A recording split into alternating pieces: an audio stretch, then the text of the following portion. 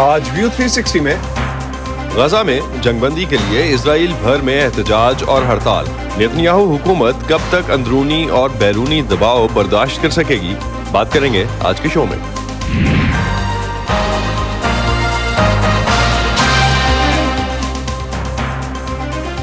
Voice of America के Washington studios में आप सबको खुशामदीद। आप देख रहे हैं प्रोग्राम व्यू 360 और मैं हूं असदुल्लाह खालिद। गुज़िश्ता हफ्ते 6 इजरायली यरगमालियों की लाशें मिलने की खबर सामने आते ही इजराइल में इतवार के रोज़ एहतजाजी मुजाहिरे फूट पड़े। मुजाहिरीन का कहना था कि वज़ीर आज़म नेतन्याहू और उनकी हुकूमत यरगमालियों की ज़िंदगियाँ बचाने में नाकाम रहे हैं। दूसरी तरफ कल इजराइल की सबसे बड़ी और ताकतवर ट्रेड यूनियन की मुल्क भर में हड़ताल की कॉल पर इजराइल में कई घंटों के लिए जुज़वी तौर पर कारोबार ज़िंदगी या तो मुकम्मल तौर पर मुअत्तल रहा या सुस्त रवि का शिकार। इस हड़ताल की कॉल को अपोजिशन की हिमायत भी हासिल थी, लेकिन ट्रेड यूनियन ने एक कोर्ट ऑर्डर पर चंद घंटों बाद हड़ताल ख़त्म कर दी और इसके बाद इजरायली वज़ीर आज़म ने अपनी एक तकरीर में हमास के साथ मुज़ाकरात में किसी भी किस्म के कॉम्प्रोमाइज़ से इनकार कर दिया। इधर अमेरिका भी जंगबंदी की कोशिशों में मुसलसल नाकामी के बाद मिस्र और कतर के साथ मिलकर जंगबंदी के लिए एक और हतमी मुआहिदा पेश करने वाला है, जिसके बाद वाशिंगटन का कहना है कि ये जंगबंदी के लिए आखिरी कोशिश होगी, जिसके बाद अमेरिका मुज़ाकरात के अमल से अलग हो जाएगा। इसका मतलब क्या है? क्या अमेरिका इजरायली हुकूमत की हिमायत से भी हाथ खींच लेगा या वो इजराइल पर दबाव डालने के लिए कोई और हिकमत अमली अपनाएगा? आज के प्रोग्राम में हम इसी पर बात करेंगे। वीओए उर्दू अब व्हाट्सएप पर भी मौजूद है। स्क्रीन पर दिए गए QR कोड को स्कैन करें और फॉलो करें हमें व्हाट्सएप चैनल को ताज़ा तरीन खबरें, तज्जिए, तबसरे और दिलचस्प वीडियोस के लिए। सबसे पहले चलते हैं यरूशलेम और जानते हैं इजराइल में इस वक्त क्या सूरत हाल है। वॉइस ऑफ अमेरिका के कंट्रीब्यूटर हरिंदर मिश्रा इस वक्त हमारे साथ हैं। हरिंदर, बहुत शुक्रिया। मुजाहिरे तो इससे पहले भी होते आए हैं, इस हड़ताल और मुजाहिरों में क्या फ़र्क है? देखिए, इस बार का जो मुजाहरा हुआ वो अभी तक का सबसे बड़ा मुजाहरा था। तेल अवीव शहर में अकेले वहाँ पर 3 लाख मुजाहिरीन जो हैं वो सड़कों पर उतर आए और इसके अलावा कहा जा रहा है कि तकरीबन 5 लाख लोग जो हैं वो एहतजाज करते हुए नजर आए। और तमाम शहरों में, यहाँ पर इसराइल का कोई ऐसा शहर नहीं है जहाँ पर कि मुजाहिरीनों को सड़कों पर नहीं देखा गया। यहाँ पर एक हताशा जो है वो देखने को मिल रही है। मुजाहिरीन जो है वो कह रहे हैं कि अगर इसराइली जो हुकूमत है वो अपने स्टैंड पर इसी तरह से बनी रही तो देखा जाएगा कि वहां से सिर्फ लाशें ही लौट करके आएंगी। और काफी गुस्सा जो है वो लोगों में देखने को मिल रहा है। और यहाँ पर मुजाहिरीन जो है उनके तरफ से ये कहा जा रहा है कि नेतन्याहू जो है वो सिर्फ अपनी सियासी जो मुस्तकबिल को बचाने के लिए वो लगे हुए हैं। वहीं पर यहाँ पर आपको ये भी बताएं कि हिज़्ब इख्तिलाफ की तरफ से तो सख्त इस पर तनकीद हुई है, लेकिन यहाँ पर सरकार के अंदर, हुकूमत के अंदर भी जो है वो इख्तिलाफात देखने को नजर आ रहे हैं। यहाँ पर वजीर दिफा योआव गलांट जो हैं उन्होंने खुल करके नेतन्याहू की पॉलिसी पर तनकीद की है। यहाँ पर दिफाई इदारे हैं, उनके तरफ से भी इस तरह के इशारे किए जा रहे हैं और इस तरह के बयानात भी आ रहे हैं हलकारों की तरफ से, जिसमें यह कहा जा रहा है कि इसराइली फौज जो है वो वहां पर टेम्पररी सीज फायर के लिए तैयार है। वो उसको जो है वो उसके लिए तैयार है। वहां से यरगमालों को निकालने के लिए मुआहिदा किया जा सकता है, लेकिन नेतन्याहू किसी की बात सुनने को तैयार नहीं है। और उन्होंने यहाँ पर कौम से मुखातिब होते हुए गुज़िश्ता रोज शाम को ये भी कहा कि फिलाडेल्फी कॉरिडोर जो है जिसको लेकर के ये सारा मसला जो है वो फंसा हुआ है, वहां से इसराइली फौज को वो वापस नहीं निकालेंगे। और इस पर भी हिज़्ब इख्तिलाफ और यहाँ जो आवाम है उसके तरफ से भी बड़ा सख्त रद्द-ए-अमल आया है। लोगों का ये कहना है कि अगर बात कुछ ऐसी ही थी तो वो 8 महीने किस बात का इंतजार करते रहे। 8 महीने बाद वो वहां पर फिलाडेल्फी कॉरिडोर में क्यों दाखिल हुए, फौज क्यों दाखिल हुई? वो पहले भी दाखिल हो सकती थी। और इसके अलावा ये भी कहा जा रहा है कि अगर नेतन्याहू की जो पॉलिसी है और नेतन्याहू जो कह रहे हैं कि सिर्फ वहां पर फौजी कार्रवाई से यरगमालों को छुड़ाया जा सकता है, तो अभी तक जो नतायज सामने आए हैं उसमें यह देखा जा रहा है कि महज 8 यरगमाल जो हैं उनको वापस छुड़ा करके लाया जा सका है, जबकि 37 लाशें वहां से आ चुकी हैं। तो इसको लेकर के तो इस पॉलिसी पे तनकीद जो है वो मुसलसल हो रही है। रेंदर, एक चीज़ हमने जो ट्रेड यूनियन की जो कल की हड़ताल थी उसको अगर हम देखते हैं तो इससे पहले भी सबसे ताकतवर ट्रेड यूनियन है। इससे पहले अदलिया के इख्तियारात कम करने की जब कोशिश की गई थी हुकूमत की तरफ से, नेतन्याहू हुकूमत की तरफ से, तो तब तो इनकी हड़ताल बड़ी कामयाब रही थी। कल की हड़ताल को नाकाम क्यों कहा जा रहा है? देखिए, कल जो हड़ताल यहाँ पर देखने को मिला उसमें उसे नाकाम तो नहीं कर सकता, क्योंकि मैं कई जगहों पर गया, कई सारे यहाँ पर ऑफिसेज और सारे दफ्तरों का एक तरह से चक्कर लगाता रहा। اور دیکھنے کو جو مجھے ملا زیادہ تر جو دفتر ہیں وہ بالکل وہاں پر ورک سسپینڈڈ تھا، وہاں لوگ بہت کم لوگ دکھائی دے رہے تھے. حالانکہ یہ بات صحیح ہے کہ نیتن یاہو کے جو سپورٹرز ہیں وہ یا پھر یہاں پر جو رائٹ ونگ پارٹیز کے جو سپورٹر ہیں، ان تنظیموں کے جو حمایتی ہیں، انہیں دیکھنے کو ملا، وہ نظر آئے. اور ان کا یہ کہنا تھا کہ اگر ہڑتال کامیاب ہوتا ہے تو حماس جو ہے وہ امبولڈنڈ ہوگا. حماس کے ساتھ ساتھ ایران اور ایران کے سارے پراکسیز جو ہیں ان کو جو ہے طاقت ملے گی، اور وہ پھر وہ سوچیں گے کہ وہ جو کر رہے ہیں وہ صحیح ہے. تو اس طرح کے بیانات ادھر سے دیکھنے کو آ رہے تھے. صحیح معنی میں دیکھا جائے تو یہ ملک جو ہے وہ دو بڑے خیموں میں بٹ گیا ہے. ایک وہ خیمہ ہے جہاں پر کہ مظاہرین جو ہیں وہ سڑکوں پر مظاہرے کر رہے ہیں، وہ احتجاج کر رہے ہیں، وہ یرغمالوں کو وہاں سے رہا کروانے کے لیے وہ آواز اٹھا رہے ہیں. جبکہ دوسری طرف ایک وہ آبادی ہے جو بہت زیادہ سڑکوں پر نظر نہیں آ رہی، لیکن وہ جو ہے نیتن یاہو کی حمایت کرتی ہوئی نظر آ رہی ہے. نیتن یاہو کی جو مقبولیت ہے وہ حال کے دنوں میں تھوڑا جو اس میں اضافہ نظر آیا ہے، جب سے کہ فواد شکر اور محمد دیف دونوں لوگوں کا قتل ہوا، اور جو کہ اللیجڈ اسماعیل ہنیے کا جو قتل ہے جس میں کہ اسرائیل کو ایران نے ذمہ دار ٹھہرایا ہے، اس کے بعد ان کی مقبولیت بڑھی ہے. اور اس سے امبولڈنڈ ہو کر کے انہیں لگتا ہے کہ ایک طرف تو وہ جو ہے کافی حد تک ان کا یہ ماننا ہے کہ اب ان کی جو حکومت ہے، ان کی جو سرکار ہے وہ بالکل اسٹیبل ہے، اور ایسے میں وہ اپنے حساب سے اور اپنے جو حمایتی تنظیم ہے ان کے حساب سے وہ فیصلے کرتے ہیں، جس طرح وہ چاہتے ہیں چلا سکتے ہیں. تو بائیڈن انتظامیہ کا جو ایک مجوزہ معاہدہ پیش کرنا چاہتی ہے بائیڈن انتظامیہ، اس کے بارے میں اسرائیل میں کیا تاثر پایا جاتا ہے؟ یہ جو ٹیک اٹ اور لیو اٹ والی کل سے بات شروع ہوئی ہے. دیکھیں، جو بائیڈن نے صاف طور پہ کہا ہے کہ جو اسرائیلی حکومت ہے اور خاص کر کے وزیر اعظم بنجامن نیتن یاہو، ان کی جو کوششیں ہیں وہ کافی نہیں ہے. انہیں جتنی کوشش کرنی چاہیے یرغمالوں کو چھڑوانے کے لیے اور جنگ بندی کے لیے وہ نہیں کر رہے ہیں. اور اب جو وہاں سے معاہدہ پیش کیا جائے گا وہ ایک طرح سے فائنل ہوگا، جو کہ اسرائیل اسے قبول کرے یا نہ کرے.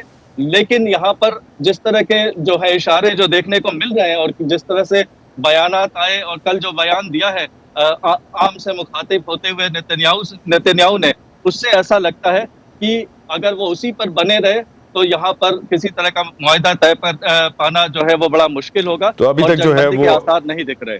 بہت بہت شکریہ ہریندر مشرا، آپ ہمیں اپڈیٹ کر رہے تھے کہ اسرائیل میں اس وقت کیا صورتحال ہے. اسرائیل حماس لڑائی میں امریکی انتظامیہ اگرچہ اسرائیل کے لیے اپنی مکمل حمایت کا اعادہ تو کرتی آئی ہے، لیکن صدر جو بائیڈن بارہا وزیر اعظم بنجامن نیتن یاہو کی فوجی حکمت عملی اور عام شہریوں کی ہلاکتوں پر اپنے تحفظات کا اظہار کر چکے ہیں. کل وائٹ ہاؤس میں بھی جب ایک صحافی نے ان سے پوچھا کہ کیا وزیر اعظم نیتن یاہو یرغمالیوں کی رہائی کے لیے کسی معاہدے تک پہنچنے کے لیے کافی کوشش کر رہے ہیں، تو صدر بائیڈن کا جواب نفی میں تھا. Do you think he's doing enough? No. دوسری طرف پولیو کے خطرات جو ہیں وہ بڑھ رہے ہیں، اور فلاحی تنظیمیں جو ہیں ان کے عہدیداروں کا کہنا ہے کہ اسرائیل نے غزہ میں بچوں کو بڑے پیمانے پر پولیو کے قطرے پلانے کی مہم کے لیے لڑائی میں اب کچھ وقفہ کرنے پر آمادگی ظاہر کی ہے. غزہ کے محاصرہ شدہ علاقے میں پولیو جیسے خطرناک متعدی وائرس کا دوبارہ سر اٹھانا ایک تشویشناک پیش رفت ہے، جہاں 10 ماہ سے زائد عرصے کی اس جنگ سے شہری انفراسٹرکچر مکمل طور پر تباہ ہو چکا ہے.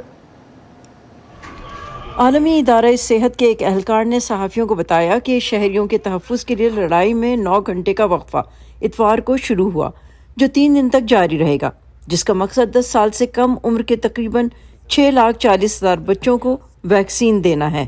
پولیو کے قطروں پر مبنی ویکسین کی 12 لاکھ سے زیادہ خوراکیں غزہ پہنچائی جا چکی ہیں، اور مزید 4 لاکھ وہاں پہنچنے والی ہیں.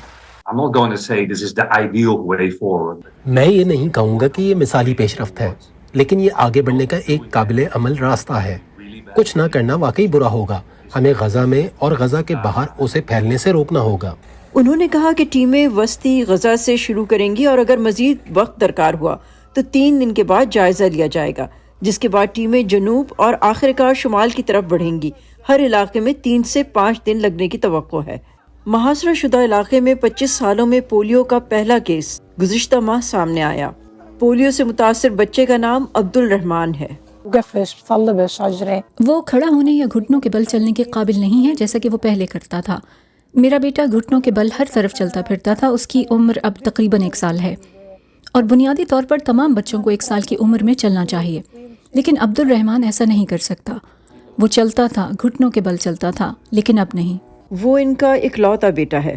پولیو بچوں میں نہ ٹھیک ہونے والے فالج کا سبب بن سکتا ہے اور یہ ایک شخص سے دوسرے شخص میں پھیلتا ہے، خاص طور پر فضلے اور آلودہ خوراک اور پانی کے ذریعے پھیلتا ہے، اور اس مسئلے کی وجہ غزہ میں پانی، نکاسی آب اور صفائی کے نظام کا تباہ و برباد ہونا ہے۔ ویکسینیشن کے ذریعے وائرس کو آسانی سے روکا جاتا ہے۔ اقوام متحدہ میں اسرائیل کے سفیر ڈینی ڈینن نے بدھ کو وائس آف امریکہ کو بتایا کہ ان کا ملک غزہ میں ویکسین کی فراہمی کے لیے ہر پروگرام کی حمایت کرے گا۔ وائس آف امریکہ نے وائٹ ہاؤس سے استفسار کیا کہ بائیڈن انتظامیہ انسانی ہمدردی کی بنیاد پر لڑائی میں وقفے کے لیے کس طرح کی کوشش کر رہی ہے۔ حکام نے بتایا کہ وہ انتہائی فکر مند ہیں اور اقوام متحدہ کی زیر قیادت کوششوں میں مدد کے لیے سب کچھ کرنے کا عزم رکھتے ہیں، اور اقوام متحدہ کے فلاحی امور اور ہنگامی امداد کے ادارے کی ایک اعلیٰ اہلکار نے صورتحال کی سنگینی پر زور دیا ہے۔ It forces us to ask. یہ ہمیں سوال کرنے پر مجبور کرتا ہے کہ ہماری بنیادی انسانیت کہاں کھو گئی ہے۔ ایسے میں جب جنگ بندی کے مذاکرات مہینوں سے یہ کہتے ہوئے جاری ہیں کہ ناقابل قبول ہے، اس تلخ تنازع میں ویکسینیشن کی مہم ایک غیر معمولی نکتہ ہے جس پر اتفاق ہوا ہے۔ انیتا پاول کے ساتھ صبا شخان، وائس آف امریکہ۔ خبروں کے پیچھے نہیں بھاگتے، ہم کہانیاں ڈھونڈتے ہیں، عام لوگوں کی خاص کہانیاں۔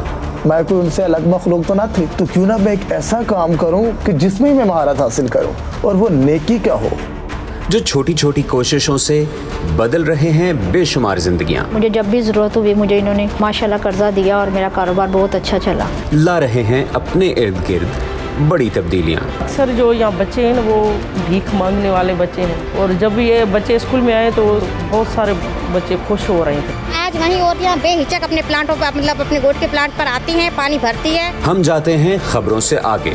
میں ہوں نیلوفر مغل، سمن خان، سعدیہ زبران جھا، عمر فاروق، چترا ڈار، جیتی آرانی، مرتضیٰ زہری۔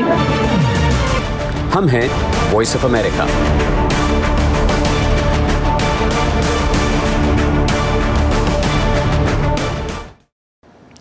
بائیڈن انتظامیہ آئندہ ہفتوں میں غزہ میں جنگ بندی کے لیے ایک حتمی سمجھوتا پیش کرے گی، اور اگر دونوں فریق اسے بھی منظور نہیں کرتے تو امریکہ کی قیادت میں ہونے والے ان مذاکرات کا سلسلہ ختم ہو سکتا ہے۔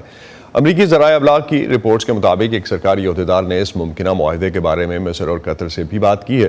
غزہ میں جنگ بندی اور قیدیوں کے تبادلے کے معاہدے کے لیے بائیڈن حکومت کی کوششیں کئی ماہ سے جاری ہیں، لیکن اتوار کو ایک امریکی شہری سمیت 6 یرغمالیوں کی لاشیں ملنے کے بعد ایک ہنگامی صورتحال پیدا ہو گئی ہے۔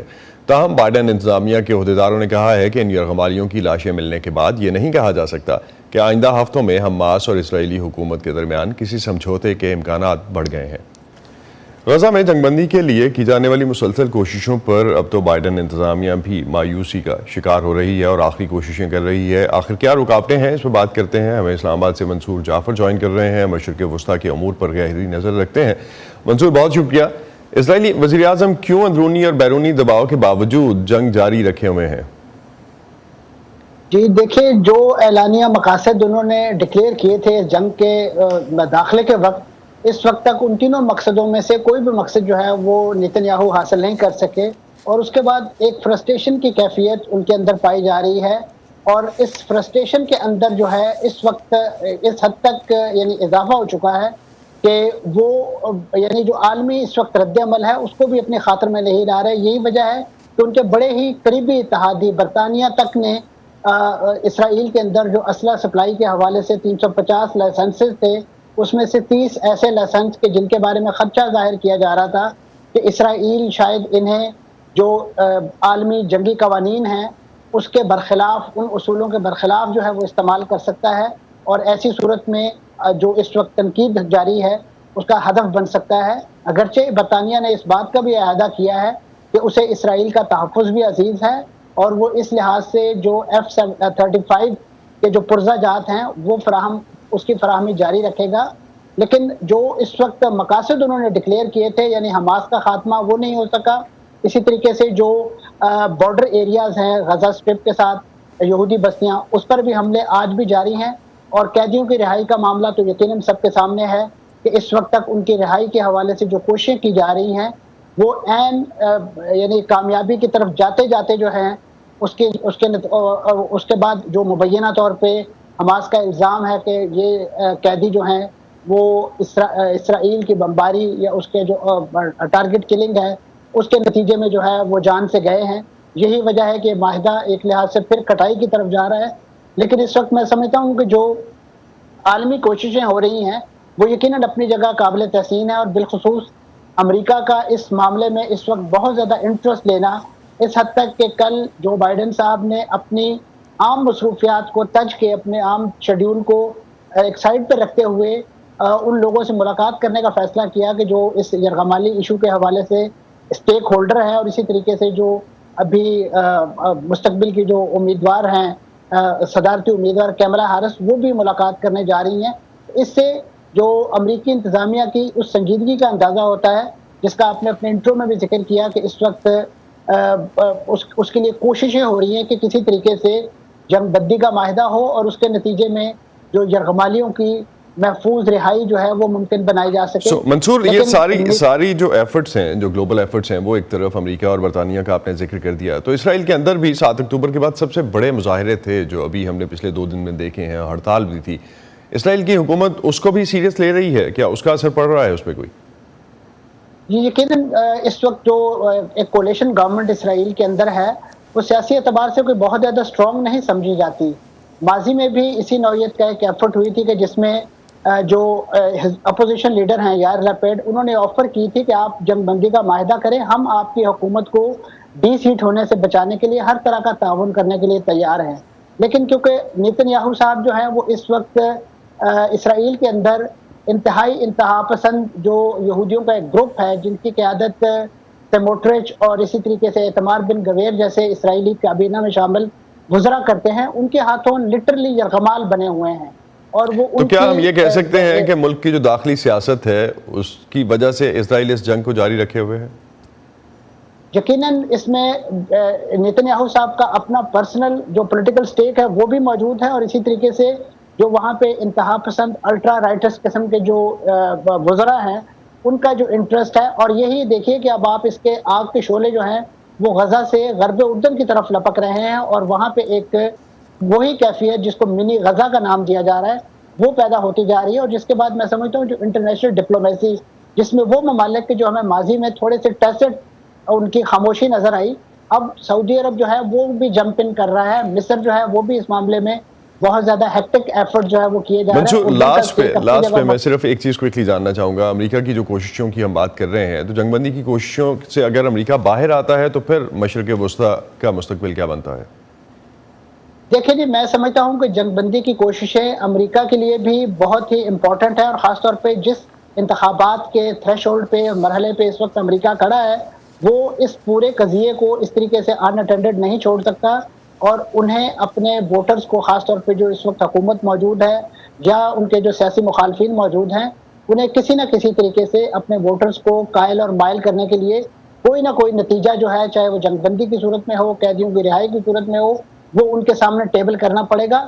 تو وہی ایک چیز جو ہے وہ ان کی لوکل آڈینس کے لیے بھی ضروری ہوگی. بہت بہت شکریہ منصور, آپ ہمارے ساتھ تھے, اور جس طرح سے اس وقت سچویشن جو بنتی نظر آتی ہے اس پہ ہم سے بات کر رہے تھے, جو غزہ میں سچویشن بن رہی ہے. ڈاکٹر اسماء عباس بھی ہمیں اس وقت جوائن کر رہی ہیں نیو یارک سے, بارڈ کالج سے منسلک ہیں, ان سے امریکی انتظامیہ کے کردار اور غزہ جنگ کے مستقبل پر مزید بات کرتے ہیں.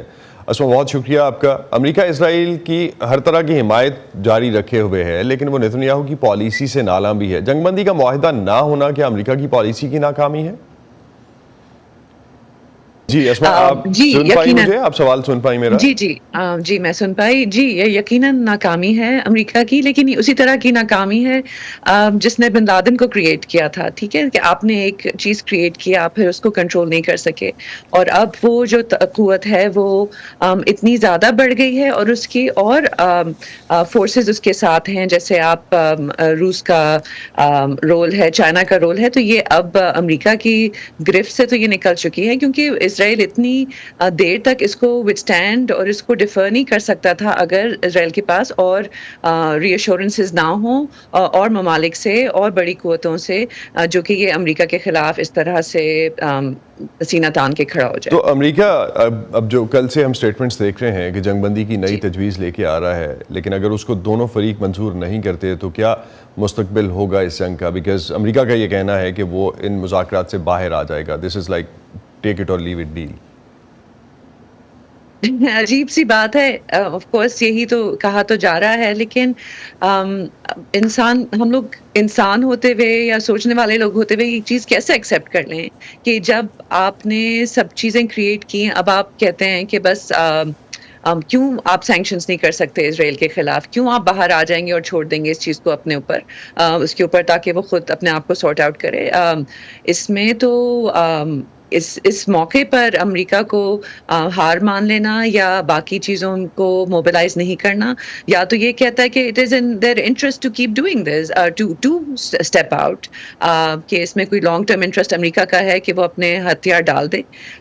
تو اس پہ بھی ہمیں سمجھنا چاہیے. اور دوسری بات یہ کہ یا آئی ایگری کہ مجھے نہیں معلوم کہ اس کا فیوچر کیا ہوگا، لیکن امریکہ کا دستبردار ہونا ایک طرح سے ایک پرانی پیشن گوئی کی کنفرمیشن ہے، اور دوسرا یہ کہ ایک طرح سے بہت ہی ٹریجک سچویشن بھی ہے اگر یہ امریکہ جو ہے اس میں سے باہر آتا ہے. تو پچھلے ایک ہفتے میں اگر ہم دیکھتے ہیں تو غزہ پر حملوں کے ساتھ ساتھ اسرائیل نے مغربی کنارے پر بھی کارروائیاں کی ہیں. کتنی غیر معمولی ہے یہ پیش رفت؟ اس سے لڑائی پر آپ کیا سمجھتی ہیں، کیا اثر پڑ رہا ہے؟ ہم نے جب لاسٹ ویک پچھلے ہفتے بات کی تھی تو اس میں یہ ہم نے کہا تھا کہ اس کے چیزیں آگے اچھی نظر نہیں آ رہی، کہ اس میں بجائے اس کے کہ برج پرپوزل کی طرف ہم جائیں، ہم بالکل ہی اس کو وائلیٹ کر کے ہم آگے بڑھ رہے ہیں. تو اس میں اگر یہ دیکھا جائے کہ اسرائیل تو صاف کہہ رہا ہے کہ اس کو کوئی سیز فائر نہیں منظور، اس کو صرف فلسطین چاہیے. تو اس میں ویسٹ بینک کے اندر انکرجن کرنا، وہاں کے لوگوں کو مارنا، یہ تو بہت ہی بری ڈائریکشن ہے، اور اسرائیلی ڈیسپریشن بھی شو کرتی ہے. اس میں الٹیمیٹلی اگر آپ ایک طرح سے ڈائلیکٹکلی سوچیں تو شاید یہ اس کی آخری چالیں ہیں، ایک ڈائنگ آرڈر کی آخری. نتنیاہو کو بہت ڈر ہے، تو وہ ہر طریقے سے ہر ڈائریکشن میں ہی از لیشنگ آؤٹ. تو مصر اور قطر، اگر ہم تھوڑا سا ریجن پہ جاتے ہیں اسما، تو مصر اور قطر تو مذاکرات کی کوششوں میں متحرک لگتے ہیں اور نظر آتے ہیں، لیکن خطے کی باقی طاقتیں ویٹ اینڈ سی کی پالیسی اپنائے ہوئے ہیں. کیوں ایکٹیو نظر نہیں آتی؟ ویٹ اینڈ سی تو اب کیا کہیں گے Asad, wait and see what, wait for what? کیونکہ یہ صورتحال ہی نہ ہوتی اگر باقی خطے کی طاقتیں جو ہیں وہ اپنے آپ کو بیچنا چکی ہوتی. جو میں جتنا بھی عرصہ میں نے ریسنٹلی وہاں گزارا ہے اس علاقے میں، تو جو بھی اسرائیلی نارملائزیشن ٹیکٹکس ہیں جو پچھلے اکارڈز کے بعد، ابراہیم اکارڈز کے بعد، اس نے تو ساری قوتوں کو بالکل ہی امپوٹنٹ کر دیا ہے. بالکل ان کی اپنی تو قوت رہی نہیں. اور ہم میں سے جو سمجھتے تھے کہ لوگوں کی جو قوت ہے وہ اتھارٹیرین گورنمنٹس کو کنونس کر لے گی، ہم یہ بھول گئے تھے کہ وہ اتھارٹیرین گورنمنٹس ہیں، ان کو بھی کوئی اپنے لوگوں کی پرواہ نہیں ہے، کہ اپنے لوگوں کی عوام کی اوپینین کی کوئی پرواہ نہیں ہے. تو یہ سب قوتیں اس لیے بیٹھی ہیں کیونکہ ان کو اس کا ریوارڈ مل رہا ہے کسی نہ کسی سے، چاہے وہ اسرائیل سے مل رہا ہے، چاہے وہ امریکہ سے مل رہا ہے، چاہے وہ روس اور چائنا سے مل رہا ہے. یہ بہت ضروری ہے سوچنا کہ ہم صرف امریکہ کو نہ دیکھیں، لیکن جو بڑی اور قوتیں جو گیمز ہو رہے ہیں، جس میں انڈیا بھی شامل ہے، جہاں پہ اسرائیلی چیزیں بن رہی ہیں. موراکو کے اندر اسرائیلی وار ہیڈز اور پلینز بن رہے ہیں. انڈیا سپلائنگ سو مچ. تو یہ تو بہت اس پرانی ریجنل طاقتیں جو ہیں وہ آلریڈی ان کے اپنے انٹرسٹ انوالو ہیں. اسما بہت شکریہ آپ کا. ناظرین اسی پہ ختم کرتے ہیں آج کا ویو 360. اسد اللہ خالد کو اجازت دیجیے. خدا حافظ.